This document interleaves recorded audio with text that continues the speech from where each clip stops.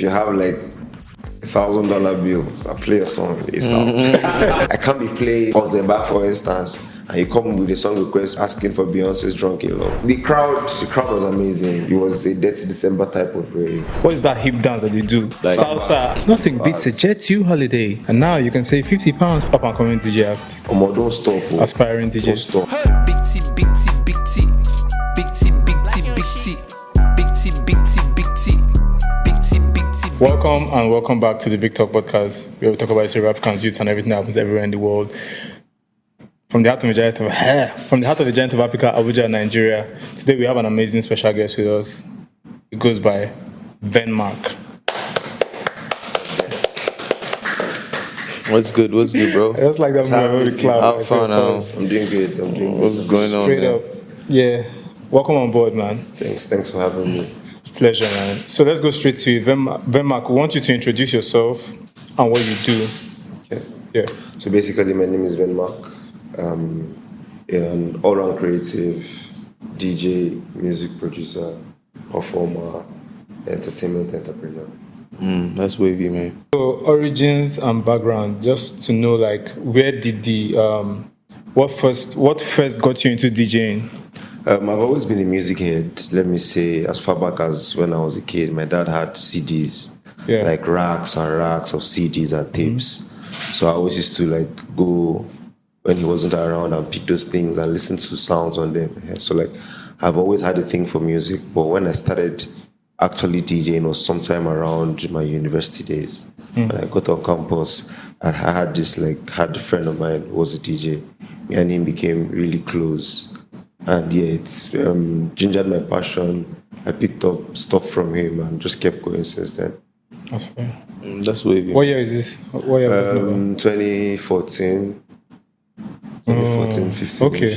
That's before DJing became like somewhat trendy now. I feel like a lot of people just I feel like the field is getting more saturated these days. People want to just be DJs because it's cool to be a DJ now, if it makes sense. Just get a deck. I think it's a time thing. Okay. Right? I've had these same conversations in DJ circles where there's always like the vibe that everybody now wants to become this. Yeah. It seems to be the cool thing to do. Yeah. But like I keep telling everybody then, and I'll say now, it's a time thing. I've been DJing for a decade plus of my life, right? And everything that I've learned, there's a lot of guys that we've come through this together. And every single time, all of those experiences count. You can't take them away from the craft. If everybody jumps on the bandwagon now because it's the cool thing to do, what's it going to be like in 10 years' time? They still have to do their time, and like when I was starting to DJ, I had people that had been DJing for years before me that are still DJing now, right? And there's something about their craft that speaks for them over everybody that comes up because After it's them. cool, right? So to everybody that's coming up right now, come on, like, I want to tap into that energy. I want to see what new stuff you're bringing. I want to pick up a thing or two, right? Yeah. But I want to also see you here in 10 years' time. I want to see you holding it down on these same two days in 20 years' time. That's what speaks for it. It's the longevity. It's like you're not going to do it if you don't see the future in it. Longevity in being a DJ that you cannot get in being an artist. Artists are always, you have a peak, right? Then you have to go again. You have to give them another hit, another hit. You have to stay here. But there's a particular longevity of DJing, right? I play songs from 2020. I play songs from 2014. I play songs from 2008. you can jump through timelines. 98. I play songs from 80s, 70s. Crazy. All of those things takes a lot of years and years of loading, of timing, of listening, of playing, of practice, of events. Right? So everybody that's doing it now, they're doing amazing jobs. There's a whole bunch of people that came on board and brought a new flair to it, a new style. It's fun to watch, it's interesting. I want to link up with all of those bad guys because, damn, Transition. The transition. You understand? Yeah. But The same, at the same time, combo. I want to be able to link up with you in 10 years' time. Yeah. That's what speaks for the craft as it is. Experience. Yeah. Straight up. So you're doing this for the long term. Yeah, I think that speaks volumes because whatever you're doing, I feel like there's no field that is really easy. Yeah. You know, it could be simple, but it's not easy to be successful in every field. And what determines your success a lot of times is you not giving up and you sticking there no matter how long it takes. And usually, if you're consistent within a 5-year span, you have wicked resume, you're successful. I feel like consistency is success. Just being able to be consistent for a period of time, Facts. that determines like success to me. So you're based in, that question now is controversial to me because we are all based on Earth right now. Yeah. So where have you grew up, spent the most time in? I spent a lot of time in the north, funny enough. Born in Jos, brought up. I schooled in the south, schooled in Akure. Right now, I do most of my work in Lagos. I've been to Abuja a couple of times to work. I've traveled within the country. There's always moving, but most of my work, my hustle right now is pretty much Lagos. Lagos. Yeah. Do you want to give a shout out to some Lagos DJs that you fuck with right now?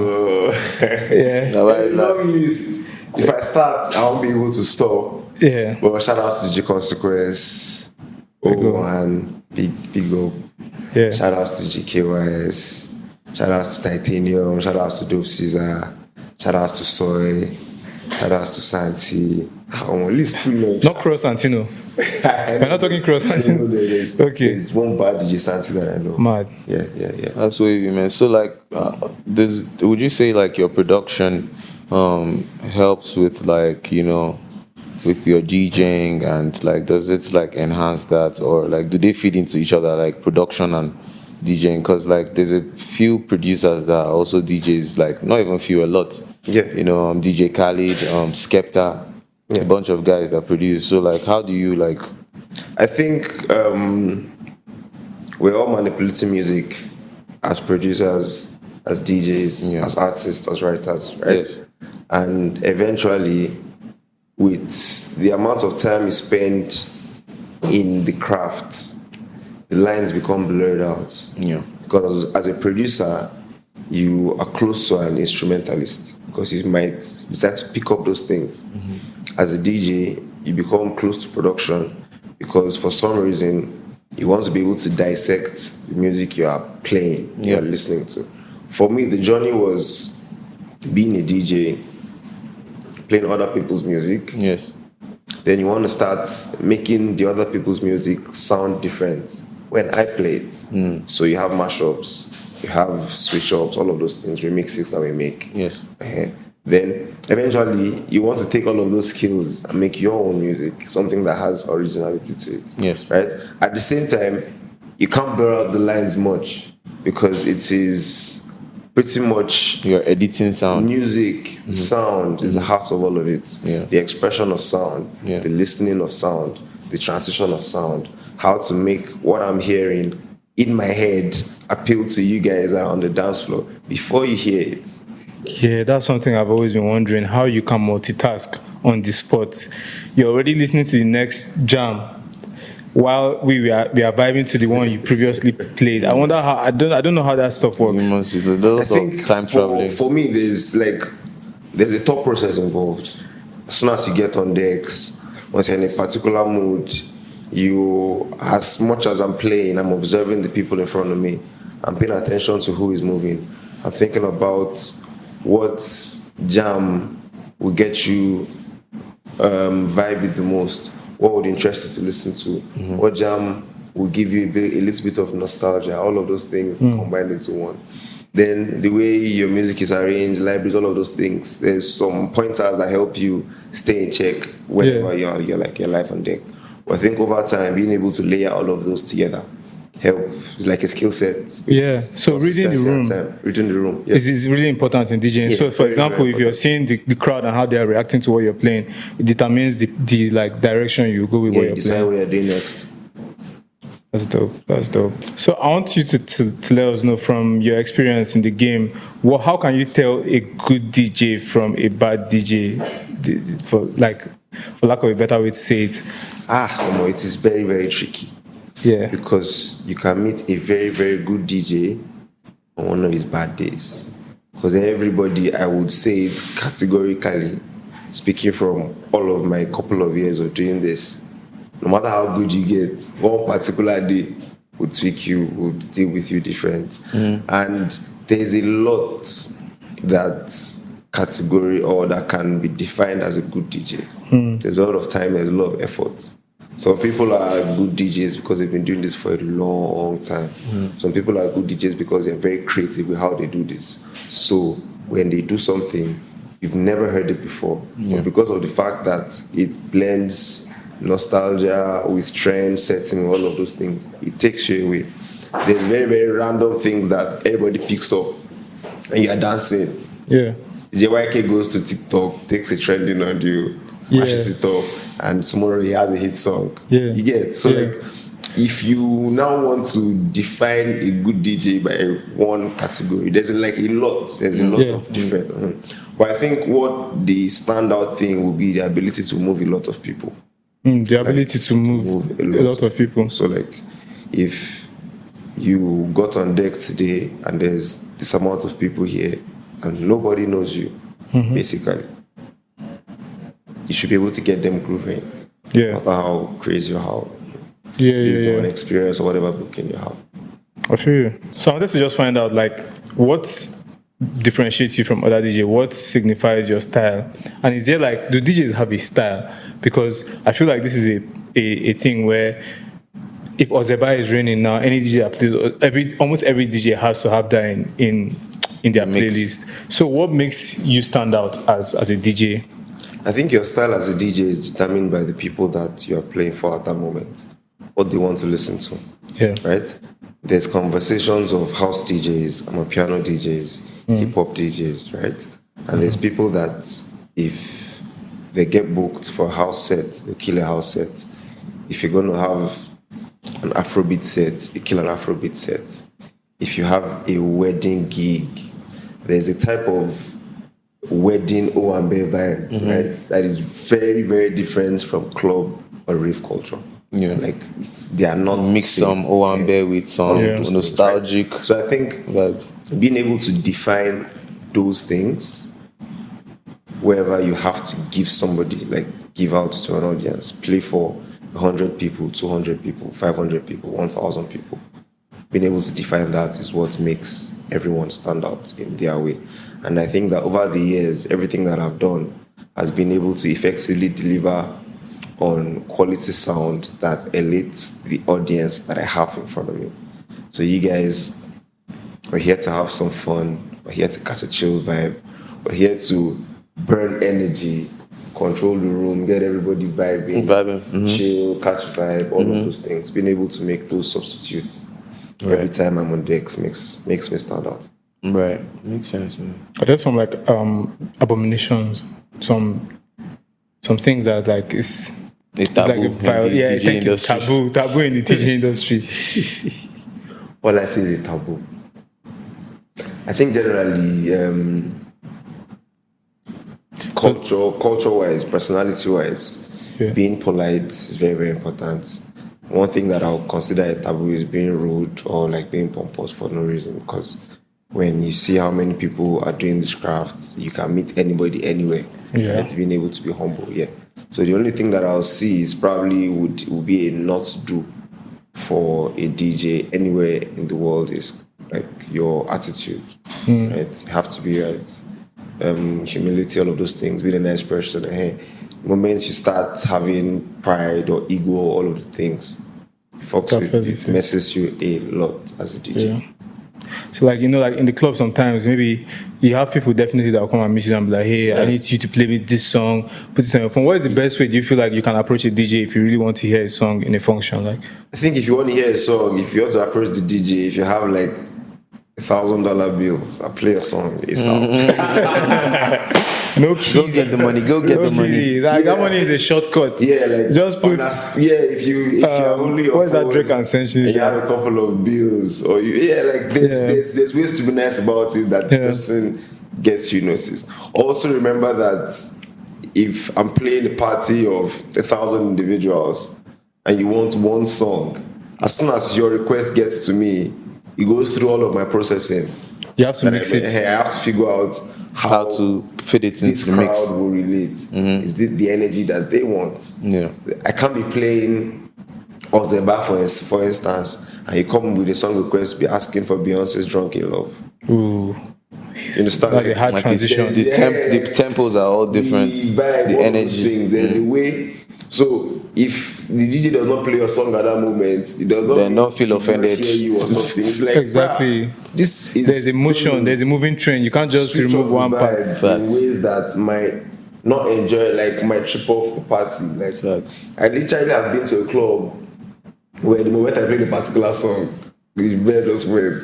Facts. And, you know, like People will exit the everyone dance will floor. fizzle out. It happened to me. Like, Yeah, you understand? So imagine that that's your song request, and I play it, and everybody goes like haywire. I'm like, no. You're not doing your job at that yeah. point. That's a disservice. I want to ask about the gear and the tech. What's in your current DJ setup? Do you have any favorite gears? My favorite right now is give me a pair of CDJ 3000s. Man, I don't know what the fuck that is. I'm sorry. What do you call it? CDJ 3000. CDJ. What's that? What brand is Pioneer that? DJ. Pioneer. Okay, I know Pioneer Massive, give like the best decks and stuff. That's like their world standard club kits. Right. I have a pair of those and a mixer to go with it. And it's solid. Apart from that, I like there's a bunch of portable controllers. I use the Rev one to a lot, and it's tiny. I can You can be just on do a your flight thing. to anywhere in the world, and it's Just just like do my your extra thing. carry-on kits. Yeah, so like those would be the top of the spectrum and the bottom for me. I feel like as a DJ, your tasting, your music sense is Heightened. elite. Yeah. So like, do you make music as well? Would you? Yeah, I do. Produce, because I think Malik Berry is a producer. There's a bunch of DJ. There's a bunch Yeah. of DJs. Saz is an amazing. Even Sound God. Saz is an He Sound goes, produces. yes. He produces. Bolarin. Like, I just feel like your sense of music and you just know what to do as well.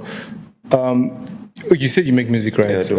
Okay. Interesting. Do you have stuff out? Yeah, I put out a track called Motion earlier this year, featuring Tiri and Sunny and Bomba Sounds. It was a collaborative project. I did more of A&R and co-production on that track, but yeah, it was a solid jam. There's another thing I'm yet to understand, how, like, for example, DJ Khaled has an album, and it's about curation. It's about being an A&R. I think the album, ultimately, the way the industry is structured, there's way to own pieces of all of those things, right? So property-wise, all of the intellectual property. Yeah, he's more like all of those things. he's like a producer. His effort in bringing those things together, those artists together, has to be recognized. He's an amazing level of curation. Like, I can make collabs happen that the artists have zero idea would ever happen, and it still goes back to the I've ears. heard you here and I've heard you here, and I'm like, okay, if I bring you on this, it probably sound great. You pull up. You understand my point? So the curation in itself, being a DJ and being able to curate all of those sounds together, it's an art in itself. How did Venmak come about? The name? Is that your actual government name? Yeah, Venmak is my government name. Is it your government Yes, name? it is. It sounds so Russian and like It sounds like landmark, bro. My dad gave me the name. It is Tarok. Okay. Tarok from Jos. Yeah, from Jos. Oh. So I was basically born in Jos, born and brought up in Jos. Yeah. But are you where your state? What's your state of I'm a origin? Yoruba boy from Ekiti State. Oh, wavy. Yoruba You grew boy up in being Jos. Venmak. That's so like culturally rich. Yoruba grown in Jos, because Jos is very sound inclined. Yeah, like music culture is crazy out there. Like all of us, we have a long list of superstars that Crazy come from Jos. And like I was, fortunate enough to be not exactly close, but like I had affiliated familiarity with that industry when I was growing up. Yeah. So like Like I was not active in it because I was still really young in, but like I paid attention to who was popping and who was doing things. Radio was hot then as kids and all of those things. I feel So yeah, I feel like culturally shout solid. out Just Artist, shout out Jesse Shout Jaga. out to J-Town, everybody, man. shout out to MI, shout out to Ice Prince. J-Town breeds Shout a out lot of Jesse J-Town Jaga. in the building, J-Town Boy 100. wavy. Do you still go back? Yeah, I was in like just like 3 days. No, wavy. Yeah, like 3 days. What's the weather like there right now? Because it's kind of cold right now. man, cold. I want to go to Jos. man. Just, it's almost always cold. Yeah, almost always. Because it's in a plateau, like Yeah, up there, mountains, up north. Yeah. What's your favorite venue to play in? Like, do you have areas where you? Favorite venue? Yeah. To play in, I think one of the most amazing venues I've played so far is Echo Convention Center. Is that Lagos? Yeah, in Lagos. Echo Hotel. And Echo Convention Center. That was like top-notch flight time last year. What would you say is your favorite? Is it like the acoustics or like the crowd that pulls I up think or what? the crowd was amazing. Okay. The energy in the crowd was like almost. It was a Dirty December type of rave. I feel you. And like those convention centers have like some sort of like cultural significance over time. What's like a memorable like sound system, like sound delivery that you'd like always remember, like something that like in terms of like the speakers and the sound settings or somewhere, where would you like remember and say like, yo, this had like really mad There sound? was this fest I played in Lagos. I'm trying to remember the name. One of those festivals. I think it was at Morokola also. But like that particular, then I think Sound was crazy, yeah. yeah, sound was crazy. Like Because I that's very key, bro. Key, man. it's very a lot of people that do outdoor events Yeah. have like issues with sound. Yeah. So find somebody that puts like effort yeah. into sound equipment such that they get it right in an outdoor event. So it's like That's the thing top-notch with this sound question to me is like the same way you said you can get a good DJ on a bad day, even with production, Yes, with that was- experience in The production. bad day for the DJ might be because of the sound. Yes. Might be because Might of be the because of sound. the technical issue. The technical- I've never heard him play before. Like, no, the other guy is whack. I won't rate that kind of comment because I understand where that DJ could have been coming from. What's your?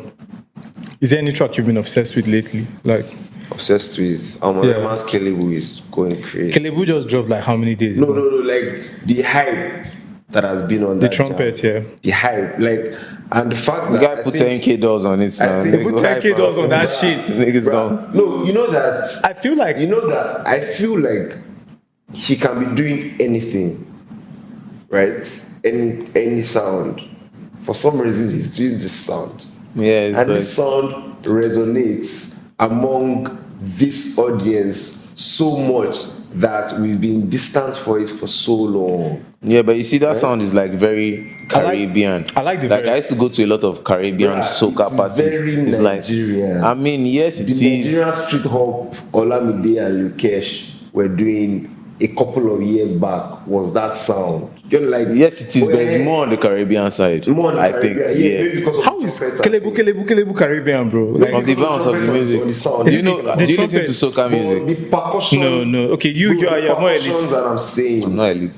The percussions Yeah. on those jam are typical Afrobeats. I mean, like origin. I'm saying everything that- goes. Even the Caribbeans. I'm saying 'cause when they're we're from doing that- you Africa. heard Kaba Kaba. Yeah. Yes. You all those Yes, the tempo, yeah. bro, Because tempo, I don't know why I drums, associate Caribbean with some what is that hip dance that they do? What, like? Salsa. Salsa, I associate I Caribbean mean, with yeah, salsa it's kind of style. they kind of their cultures style. like So when I'm intertwined. hearing pa pa pa pa Kelebu No, but like, if you listen I'm not to feeling soca music, Caribbean. like the tempo, that's Yeah, their tempo. It's like soca music is like that. They have like a Madam, whole madam.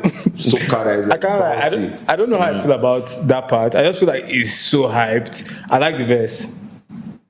And I like the trumpets. But the Yes, Kelebu the part, trumpet. they turn my head. I can't lie. I think I like the pace that he has decided to go because I feel that if eventually he switches, everybody will enjoy it still, right? I feel you. If we get to a Rema that is similar to whiskey, you know, there was a whiskey that was fire, like all the Azonto era, and there's the Hey, Azonto whiskey. I fucked You understand my point? Yeah, So dance for me, baby. Oh, hey. if Rema ever slows down everything and becomes a chill R&B breezy type artist. Yeah, he has that bag, that R&B bag. Like, he has the aura. Oh man. So if he ever discuss all of this and decides to do that, everybody will still figure out how to enjoy that song. Because what he's doing now waiting with the fire with that will be the same. Experimentation. You understand? Facts. It is not experimentation, it is our sound, right? But over the time of trying to export, trying to move, trying to all of those things, Well, and forgotten. a lot of influences have come in, have watered it down. So the one off, we still have proper hits that are upbeats, percussion jams consistently every couple of years. Facts, There are still proper hits. You can call out names in the last 2-3 years. There's been there's a roster. no, of call out the hits. names. Call out the names. There's Jagu. Pokole has done some insane. Kis Daniel has done some fast, all those. But Yeah. there's a Kis Daniel did one with Davido. What's that jam? If you want to leave, That was That jam is fast. fast. All of those upbeats. yeah. Type tempo. For you, if you're not doing music like DJing, what would you be doing? Bro, I'll probably be a tech bro. Yeah. I hear that. Probably a tech bro, all the computer, So what do Still you be on your do? computer, basically. yeah. Facts. Money go draw for the computer last. Bruh. What do you do when you're not making music? What are your other hobbies? Your other things you're interested in? Travel. I like to travel. I like seeing the world. I like seeing things. I like being able to observe. Like just disappear from all of the flashy lights and just be a normal human being. Just engage with people, all of those things. I think I like that a lot. Then once in a while I listen to a lot of music. So always trying to catch up on new sounds and remember old sounds, trying to construct all of those things. I mean, that means while you're not doing it, you're still kind of doing it behind the scenes. Subconsciously, you still have to. It's almost like a way of life at this point. It is. because you can get inspiration from anywhere. You can scroll across Twitter and there's a video that is trending, and the sound bites is so insane that everybody resonates with it, and you take those pieces and convert them into music. Nothing beats a Jet 2 holiday, and now you can save £50 per person. Imagine that ad not That's being, £200. imagine that ad not being in this part, because I don't think I've seen a Jet 2 holiday ad. I've been seeing the sound. I've been hearing the sound on random videos, but it's still Americans that are so posting it. It's UK, isn't it? Yeah, in Nothing the UK beats a and Jet just 2 holiday. Westerners, basically. That their ads have flooded them. We've never heard the ads, but there's been so much traction on those sounds that it has transferred culturally that we can relate to. Facts. And Nigerians always get a lot of foreign things very fast because there are a lot of Nigerians In those tapped places, in so it's other easy to places. understand. Yes. So imagine how much cultural referencing has come up from marketing, creative Facts. marketing, and social media relevance. Facts. No. Yeah. Social media definitely So globalized being the able world. to man. Especially understand TikTok. and pay attention to those things now as a DJ is very, very important. Facts. What's one piece of advice you give to up and coming DJ out? Don't stop. Aspiring DJs. Don't stop. Yeah. Can't stop, That's won't the thing stop. I can say. Because if I look back at my DJing self 10 years ago, I had zero idea that I'll be coming here, sitting down on Big Talk podcast. Bro. Zero Facts, idea. facts, You won't facts. tell me 10 years ago that you come to ABJ and For you a sit gig. down with. Yeah. You get my point. So And you did don't stop. Varuna by the Good Beach. Yeah, You did Romy's Block. Romy's Block. I had mad fun in the city. If Yeah. they told 10-year-old me that I used to drive to Abuja with my dad those years from Jos that I come back, I'm sitting like this, I've been doing this kind of stuff.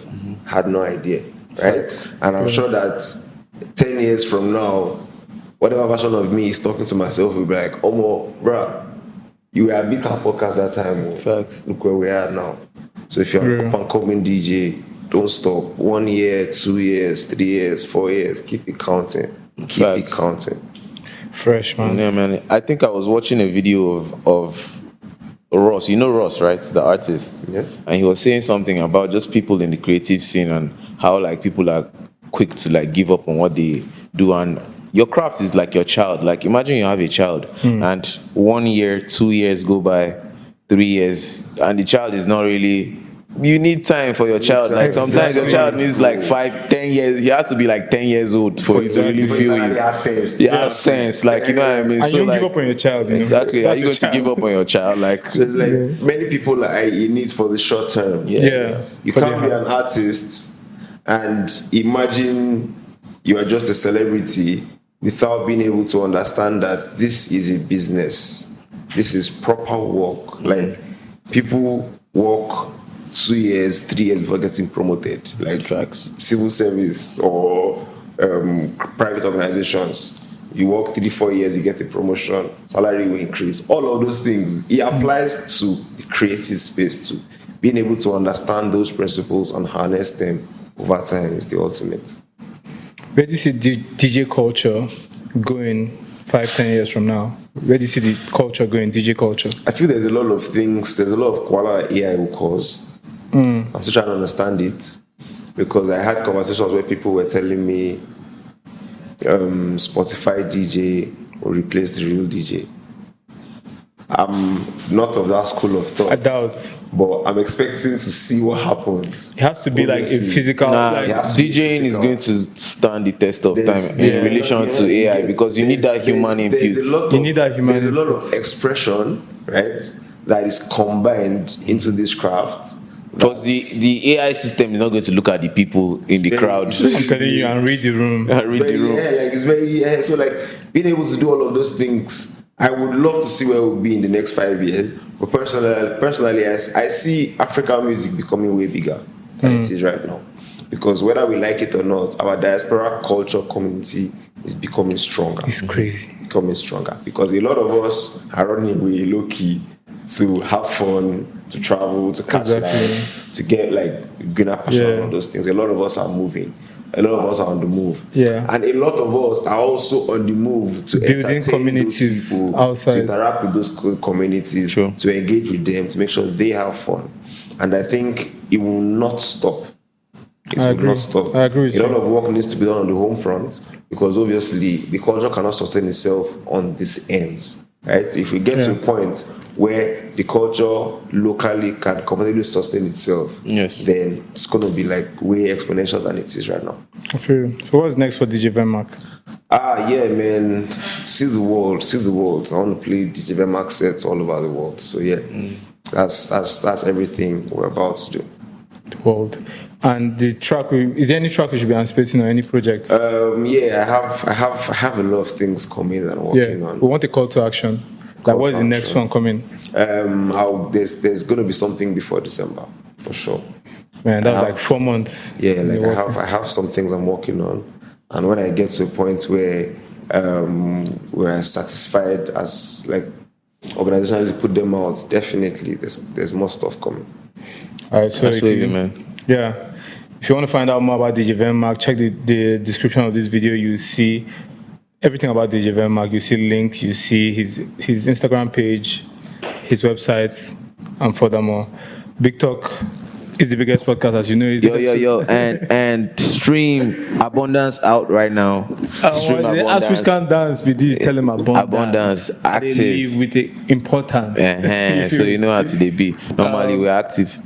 This episode was brought to you by Maker Atelier. We have services that you can book online. Any creative services, you don't have to hit up your creative friend to do. You just go on our website, fill in the form for whatever service you want. They're on the screen right now, and we'll get to you ASAP. Big Talk is the biggest podcast. Peace.